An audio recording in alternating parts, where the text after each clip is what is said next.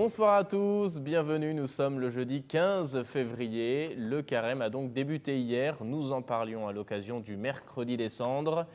Pour cette entrée en carême, donc, je vous propose une réflexion, celle du cardinal Gérald de Cyprien Lacroix, archevêque de Québec et primat du Canada. C'est une vidéo de nos confrères de l'ECDQ. Voilà que nous entrons ensemble dans un grand pèlerinage qui nous conduira au cours des 40 prochains jours au cœur de notre foi chrétienne. Le carême est un nouveau commencement, un chemin qui conduit à une destination sûre, la Pâque de la résurrection, la victoire du Christ sur la mort. Et ce temps nous adresse toujours un appel pressant à la conversion. Le chrétien est appelé à revenir à Dieu. Le mercredi des cendres, c'est la première invitation que le Seigneur nous fait. Revenez à moi de tout votre cœur, pour ne pas se contenter d'une vie médiocre, mais grandir dans l'amitié avec le Seigneur. Jésus est l'ami fidèle qui ne nous abandonne jamais, car même lorsque nous péchons, il attend patiemment notre retour à lui. Et par cette attente, il manifeste sa volonté de pardon. Tout au long de ce carême 2018, nous serons invités à oser la confiance. Confiance en Dieu, le Dieu fidèle et généreux, qui nous tend la main et nous invite à relever la tête pour nous remettre debout et en marche, pour nous permettre d'entrer dans la vie nouvelle.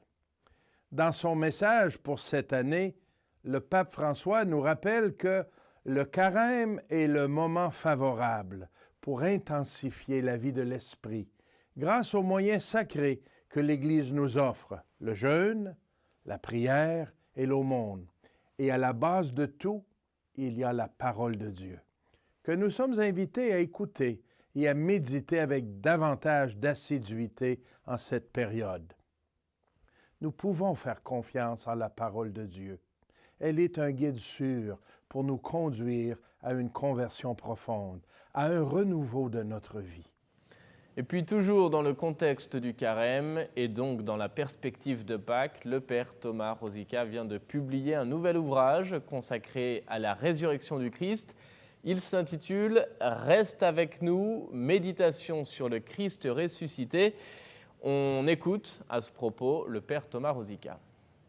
Les 4 évangiles attestent un pluralisme dans l'unité fondamentale de la même mission qui reflète les expériences et des situations différentes dans les premières communautés chrétiennes. Il n'y a pas de meilleure manière d'apprécier ces différences et le pluralisme évangélique que lorsqu'on considère les 4 récits de la résurrection. Dans l'Église primitive, la résurrection n'était pas tant un récit raconté qu'une parole proclamée. Qu'est-ce que signifie proclamer la résurrection aujourd'hui? Cela ne veut pas dire répondre à la question que l'on entend souvent, qu'est-ce qui est vraiment arrivé au tombeau le premier matin de Pâques? Cela n'était pas la première préoccupation des évangélistes. Ce qu'ils avaient en tête, c'était de faire comprendre qu'il était désormais possible de rencontrer Jésus à tous les moments de l'histoire humaine chez Marc, qu'il est possible de vivre à l'intérieur de sa communauté que l'on nomme Église dans le récit de Matthieu, que nous pouvons imiter Jésus et avoir une vie qui a du sens dans notre monde, dans la symphonie de Luc, et que cette relation personnelle avec Jésus est profonde, aimante, et qu'elle évolue dans les 2 chapitres qui parlent de la résurrection chez Saint Jean.